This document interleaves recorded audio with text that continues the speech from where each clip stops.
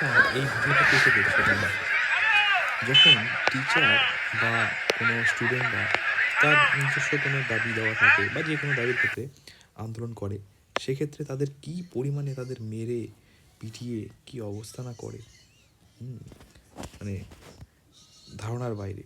আর এদের এদের দিল্লিতে আজকে জাস্ট সামান্য কিছু মারপিট, তাদের ক্যাং চ্যাং মার তো দেয়নি, চ্যাংদোলা করে নিয়ে চলে গেছে। তার জন্য কী রকম প্রোটেস্টটা করছে দেখুন। তার উপরে যে মেন কথা দেখুন একবার, আমাদের ফিল্ম ইন্ডাস্ট্রির যারা মেন অ্যাক্টর অ্যাক্ট্রেস রয়েছে, বাংলা ফিল্ম ইন্ডাস্ট্রি তো প্রায় রসাতলেই চলে গিয়েছে। বস যেটা বলবে, বসের কথায় ফিল্ম তৈরি হয়। বস যেটা বলবে, বস যাকে বলবে তাকে চান্স দেওয়া হয়। তো তার মানে কারণেই হয়তো সকলেই চলে আসছে এখানে।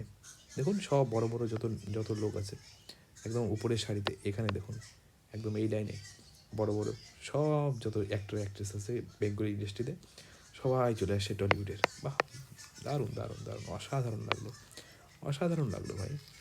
ভেরি গুড, একটা লাইক তো দেওয়াই উচিত এদের এর সম্পর্কে। আপনারা আপনাদের মতামত জানান, ফিল্ম ইন্ডাস্ট্রিতে চলে গিয়েছে।